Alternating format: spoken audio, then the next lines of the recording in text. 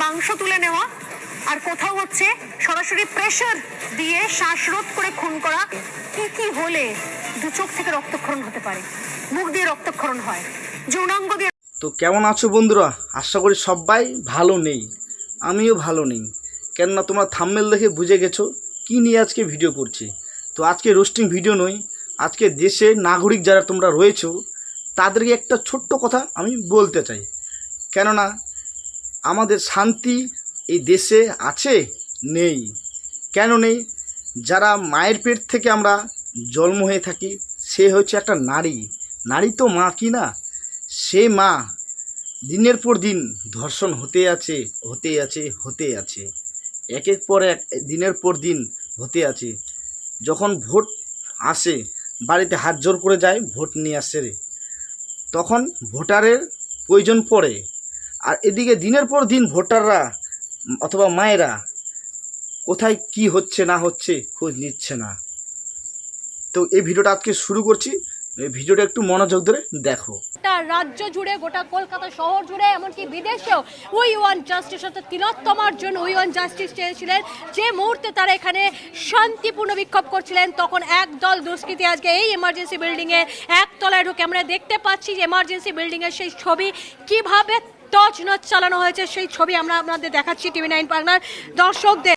মেয়েটাকে ধর্ষণ করা হয়েছে অথবা বাংলা ভাষায় রেপ করা হয়েছে। হসপিটাল থেকে বলছে নাকি মেয়েটা সুসাইড করেছে। তো এই জিনিসটা কতদিন ঢাকা থাকবে? সুইসাইড যারা করছে তারা কি আরামসে ঘোরাফেরা করতেছে, আর যে মায়ের সন্তান কোল খালি হয়েছে সে একটু আন্দোলন করছে। আন্দোলন করার পরে কি ফল পেয়েছে? কিচ্ছু ফল পেয়নি। এই ভিডিওটা তোমরা একটু देखो। होते हुए मुझे वो लिपटती है और कहती है कि सब कुछ खत्म हो गया। मैंने कहा क्या हुआ? नहीं, मेरी लड़की ने सुसाइड कर दिया है, ये खबर आई है हॉस्पिटल से।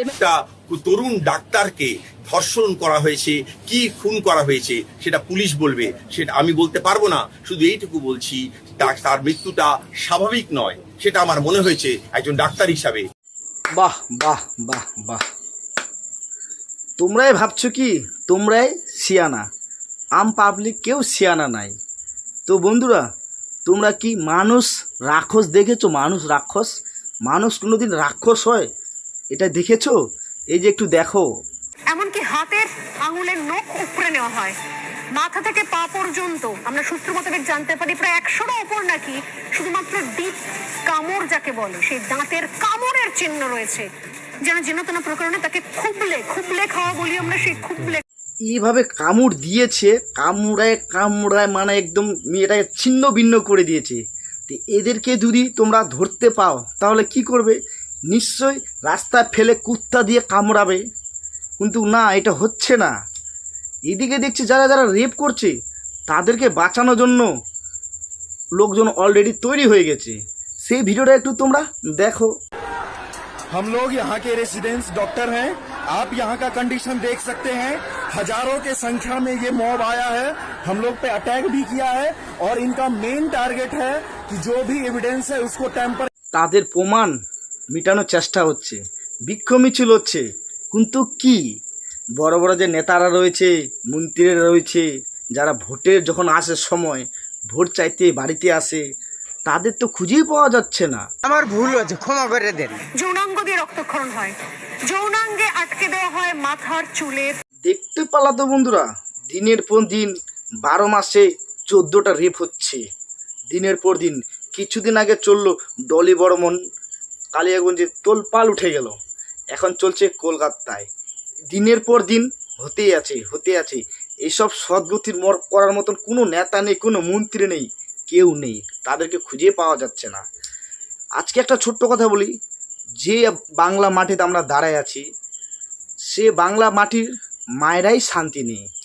তাদের কোনো রক্ষা নেই, তাদের কোনো সাপোর্ট নেই, তাদের কোনো আজাদভাবে ঘোরার কোনো সামর্থ্য নেই। এটা আমাদের দেশ স্বাধীন? তোমরাই বলো। যে বাংলার মাটিতে আমরা দাঁড়ায় থাকি, সকাল হলে মা ডাকটা বলি, তো মা ভালো আছো? মাও বলে ছেলে ঘুমটা ভালো হয়েছে। অবশ্যই এই কথাটা সবার ঘরে ঘরে মায়কে বলে, সবটা ছেলেটা ইচ্ছা মায়ের কথায় কণ্ঠ শোনার। তো তো সেই মা আজকে শান্তিতে নেই, সেই মা আজকে রক্ষা নেই, যেখানে সেখানে এমনকি হাসপাতালেও চিকিৎসা, যে একটা ডাক্তার তো পেশেন্টের কাছে ভগবান, সেও রক্ষা পেল না, তাকেও ধর্ষণ করে কামড়িয়ে মেরে ফেলা হলো। এটাই কি আমাদের দেশ স্বাধীন না পরাধীন? যদি আমি এই ভিডিওতে কোনো কিছু ভুল বলে থাকি, সবার কাছে ক্ষমা প্রার্থী। কেননা আজকে আমি অন্যায় কিছুটা ভিডিও তোমাদের সামনে তুলে ধরছিলাম। এই ভিডিওটা করার থেকে যদি তোমাদেরকে কোনো মন্তব্য থাকে, কোনো খারাপ কিছু বলার থাকে, অবশ্যই ছোট ভাই অথবা বড় ভাই বলে আমাকে ক্ষমা করে দিও। আমার আজকের ভিডিওটা এই অবধি ছিল, তোমরা যদি খারাপ কমেন্ট করো না, কেননা আজকে আমি অন্যায়ভাবে ভিডিওটা আমি দেখছি, তার জন্য আজকে ভিডিওটা আমি করছি। বন্ধুরা, যদি ভুল হয়ে থাকে তাহলে ক্ষমা প্রার্থী আমি থাকলাম।